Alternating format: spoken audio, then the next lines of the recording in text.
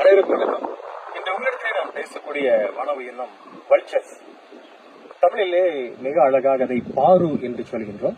ஆரம்ப காலத்திலேயே அதை பிணம் தின்னி கழுகுகள் என்று பயன்படுத்தி வந்தார்கள். பட் ஒரு அழகான ஒரு வன உயிரினத்திற்கு அப்படி ஒரு அபத்தமான சொல் தேவையில்லை என்று சங்க தமிழிலே பயன்படுத்திய அந்த பாரு என்ற அந்த பெயரைத்தான் தற்போது அதிகமாக அனைவரும் பயன்படுத்தி வருகின்றார்கள். பொதுவாக உலகம் முழுவதுமையாக ஒரு 23 வகையான அந்த பாருக்கள் இருக்கின்றன. இந்தியாவிலே ஒரு 9 வகையான பாருக்களை நாம் பார்க்க முடியும்.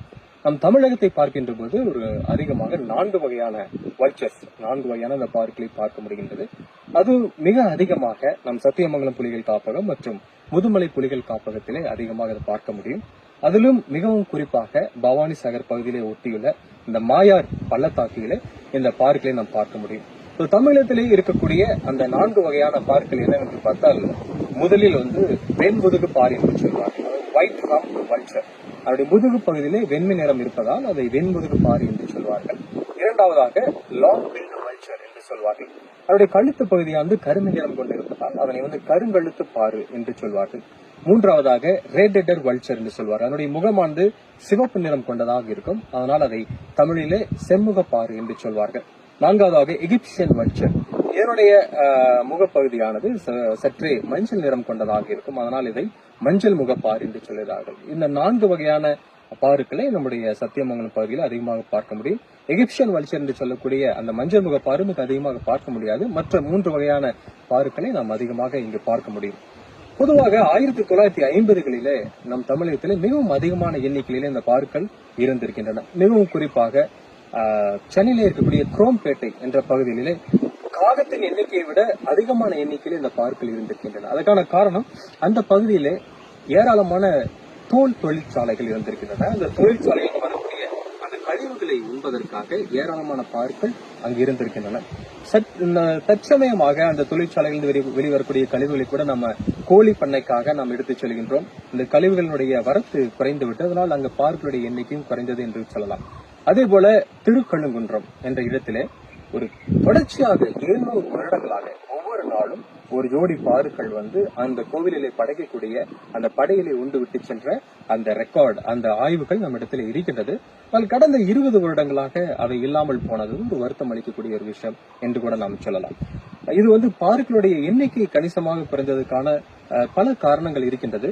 அதனுடைய வாழ்வியலை நாம் பார்க்கின்ற பொழுது பொதுவாக பாருக்கள் ஒரு உயரமான மரத்திலே கூடு கட்டி வாழக்கூடியவை. பொதுவாக நம் பவானி சாகர் பகுதியிலே நீர் மருது என்று சொல்லக்கூடிய அந்த மரத்திலே உயரமான மரம், அந்த மரத்திலே இது கூடுகளை கட்டுவதை நாம் பார்க்க முடியாது. அதற்கான காரணம் என்னவென்று பார்த்தால், பொதுவாக அந்த நீர் மருது மரமானது பெரிய தடிமன் கொண்டதாக இருக்கும். யானைகள் அதை அசைத்தாலும் கூட அந்த கூடுகளுக்கு ஒன்றும் ஆகாது. அது ஒரு காரணமாக இருக்கலாம். இரண்டாவதாக, காட்டுத்தீ பரவுகின்ற போதுமே கூட மிக உயரமான அந்த இடத்தில் இருக்கின்ற காரணத்தால் காட்டுத்தீயால் அந்த கூடுகள் அழியாமல் இருக்கலாம். அதனால் அது போன்ற மரங்களை இந்த சத்தியமங்கலம் பகுதியில் இந்த பாருக்கள் தயார் செய்து அங்கு கூடு கட்டி இருக்கின்றன. மீண்டுமாக தென்னை மரத்தில் கூட அது கூடுகளை கட்டுவதை நாம் பல ஆய்வுகளிலே பார்க்கின்றோம். இன்னும் ராஜஸ்தான் மாநிலத்திலே பார்த்தோமேயானால் சீமை கருவேல் மரத்திலே கூட கூடுகளை கட்டி இருப்பதை நாம் பார்க்க முடியும். பொதுவாக அந்த பாருக்கள் ஒரு முட்டை அதிகமாக இடும். சில நேரங்களில் அரிதாக 2 முட்டைகள் இட்டு 2 குஞ்சுகளை இருப்பதை நாம் பார்க்க முடியும். ஒரு குஞ்சு ஆனது ஆரம்ப நிலையிலே 3 கிலோ அளவு எடை கொண்டதாக இருக்கும். அதை தாங்கக்கூடிய அளவிலே அந்த கூடுகளை மிகவும் வலிமை கொண்டதாக அது கட்டுவதை நாம் பார்க்கின்றோம். பொதுவாக இது அழிந்து வரக்கூடிய காரணம், பொதுவாக 1990களில கொத்து கொத்தாக இந்த பாருக்கள் அழிந்து போனதுக்கான காரணத்தை பல ஆய்வியலாளர்களும் அதை தேடிக்கொண்டிருந்த வேளையிலே ஒரு திடுக்கிடும் சம்பவம் கிடைத்தது. என்னவென்றால், கால்நடைகளுக்கு வலி நிவாரணியாக பயன்படுத்தக்கூடிய டைக்ளோபினாக் என்ற மருந்து, அந்த மருந்தை கால்நடைகளுக்கு ஊசியாக நாம் போடுகின்றோம். அந்த கால்நடைகள் இறந்த பின்பு அந்த வலி நிவாரணுடைய தாக்கம் அதனுடைய உடம்பிலே இறந்த அழுகிய உடலிலே இருக்கும். அதை இந்த பாருக்கள் உண்கின்ற பொழுது அந்த தாக்கத்தினால் பல பாருக்கள் இறந்து போனதை நாம் காண முடிகின்றது. அதனை கண்டறிந்ததை அடுத்து இந்த டைக்ளோபினாக் என்ற வலி நிவாரணியை கால்நடைகளுக்கு பயன்படுத்தக்கூடாது என்று ஒரு சட்டம் இயற்றப்பட்டு இப்பொழுது அது முற்றிலுமாக தடை செய்யப்பட்டுள்ளது. பாருக்கள் அழிந்ததற்கு இது ஒரு முக்கியமான காரணம் என்று நாம் சொல்லலாம். பொதுவாக இது போன்ற பாருக்களை நாம் ஏன் காப்பாற்ற வேண்டும்? சூழல் மண்டலத்திலே இந்த சுற்றுச்சூழலில் அதனுடைய பங்களிப்பு என்ன என்று பார்க்கின்ற பொழுது இது மிகவும் ஒரு உண்மையான ஒரு தூய்மை காவலன், ஒரு துப்புரவு பணியாளர் என்று நாம் சொல்லலாம். காடுகளிலே பல வன உயிரினங்கள் இறந்து அழுகி கிடைக்கின்ற பொழுது அந்த உயிரினங்களை எல்லாம் உண்ணக்கூடிய அந்த உயிரினங்கள் எல்லாம் உண்டு அந்த இடத்தை தூய்மைப்படுத்தக்கூடிய ஒரு துப்புரவு பணியாளராக இந்த பாருக்கள் வந்து காடுகளில் இருக்கின்றது என்றால் அதை மறுக்க முடியாது. அவ்வளவு அழுகிய நிலையில் இருக்கக்கூடிய அந்த இறைச்சி உண்டாலுமே கூட அதுல பல கிருமிகள் இருக்கலாம், ஆந்த்ராக்ஸ் போன்ற கொடிய கிருமிகள் கூட இருக்கலாம். ஆனால் இருந்தாலும் அதனுடைய உடலை வந்து அது பாதிப்பதில்லை. இந்த பாருக்கள் அந்த கிருமிகளால் பாதிக்கப்படவில்லை. அதுக்கான காரணம் என்னவென்று பார்த்தால் அதன் வயிற்றிலே சுரக்கக்கூடிய அந்த அமிலம். அந்த அமிலத்தினுடைய pH அளவு என்று பார்த்தால் 1 முதல் 2 இருக்கும். அந்த ஸ்ட்ராங் ஆசிட், அந்த தீர்க்கம் கொண்ட அந்த அமிலம் இருக்கின்ற காரணத்துல எந்த விதமான கிருமிகள் அதனுடைய உடலுக்குள்ளே சென்றாலுமே கூட அதுக்கு எந்த விதமான பாதிப்பையும் ஏற்படுத்துவது இல்லை.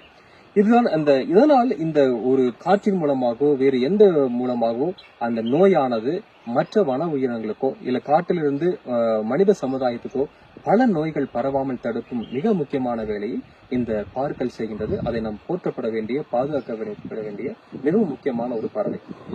ஈரோடு மாவட்டத்திலே கோபிச்செட்டிப்பாளையத்தில் இருக்கக்கூடிய கலை மற்றும் அறிவியல் கல்லூரியில இந்த பார்வையுடைய வாழ்வியலை பற்றி மிக ஒரு அழகான கருத்து விளக்க மையத்தை தயாரித்துக் கொண்டிருக்கிறார்கள் அரசு சார்பாக. உங்கள் குழந்தைகளுக்கு இதை பற்றியான வாழ்வியலை சொல்லித்தர வேண்டும் என்று சொன்னால் நீங்க அழைத்துச் செல்லலாம். அதே போல சத்தியமங்கலம் புலிகள் காப்பகத்தினுடைய பவானி சார் பகுதியில இதை தொடர்ந்து ஆய்வுகள் நடத்த ரெஸ்கியூ சென்டர் போன்ற விஷயங்களை அமைப்பதற்காகவும் வனத்துறையானது முயற்சித்துக் கொண்டிருக்கின்றது. முழுமையாக அந்த பறவையினுடைய பார்வையினுடைய முக்கியத்துவத்தை துறையானது அறிந்து அதற்காக செயல்பட்டு வருகிறது. இந்த நேரத்தில் மக்களும் நீங்களும் அதை உணர்ந்து கொள்ள வேண்டும். அதனுடைய பாதுகாப்பில் வனத்துறையோடு இணைந்து செயல்பட வேண்டும். நன்றி.